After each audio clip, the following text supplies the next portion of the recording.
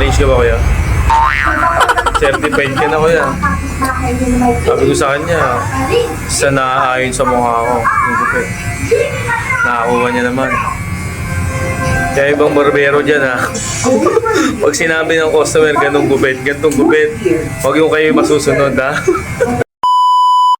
So mga kaibigan, syempre nandito tayo sa barbershop ng Manila Classico. May nakapagbalita sa akin, ang aking mahal na anak. Sabi, maganda raw gumupit dito. So pinuntahan namin sa madalit salita at magpapatapas nga tayo. So quick story lang to mga kaibigan. Challenge ko yung isang barbero dyan. At pinag-aaralan ko yung mga gupit nila. Pinagmamasdan ko habang ginugupitan yung anak ko, tsaka yung panganay kong anak. Habang nanonood yung aking mahal na asawa sa likuran. Ngayon, napaisip ako na gawin ko kaya one time na sabihin ko sa barbero na, kuya, gusto ko i-challenge kita. Challenge kita kung talagang barbero at magaling ka. Kasi nga, umuugong dito sa Pasay, sa lugar namin. Isa kayo sa magagaling. Isa kayo sa mga pinupuntahan dito sa lugar nyo. Itong pwesto nyo. Kaya i-challenge kita, kuya. Gusto ko, ikaw na bahala gumupit sa buhok ko. Sana aayon sa mukha ko, naaayon sa tikwas ng buhok ko o sa style ng buhok ko. Ikaw na bahala. Sa pormahan mo at magiging maganda yung kanalabasan. Gusto ko, ikaw na design, ikaw na bahala, ikaw na kumamada, ikaw na bumalasa. Basta, magtitiwala ako sa'yo kasi isa ito sa mga pinakamagagaling na barbershop dito sa Pasay. Ayon sa aking anak. Kaya patunayan mo talagang magaling kayo. Ready na ako para dyan. Kaya sabi ko sa kanya, bahala ka na, kuya. Pag sumablay ka, hugot ulo ka.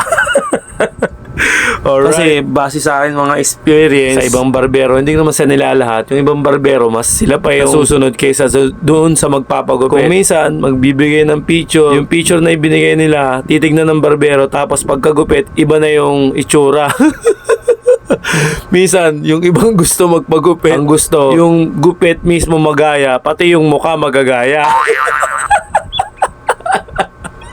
Pero ang totoo, yung ibang barbero, mas nasusunod sila. Minsan balagbag yung gupit, minsan gusto ng customer ganito, gusto ng customer ganyan. Pero mas ginigit nila yung sarili nilang gupit. Kaya minsan nababatip yung iba. Yung minsan nga, ang sarap hindi bayaran kasi mali yung ginupit sa inyo, nakuha nyo. Ang sarap hindi magbayad, ang sarap murahin ng barbero. So, syempre nandoon na yun. Mukha ka ng tukmol.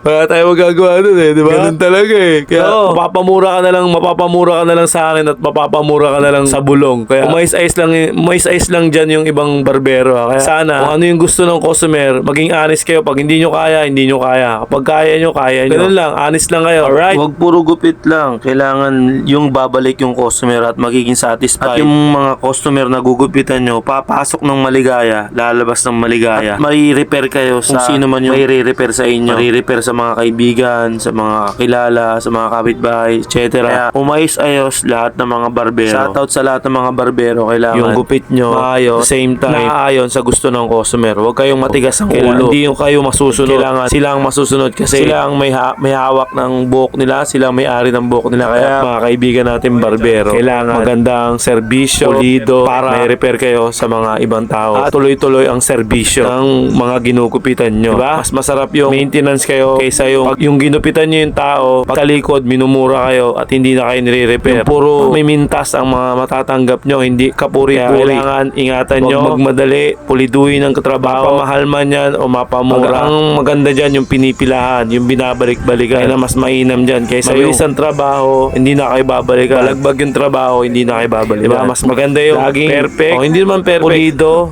maayos, dahan-dahan, malumanay. At maganda yung medyo friendly kayo. Huwag yung masyadong nakasimango. Iba dyan kasi nakasimango. Parang moody. Parang hindi makabasag pinggan. Yung laging galit.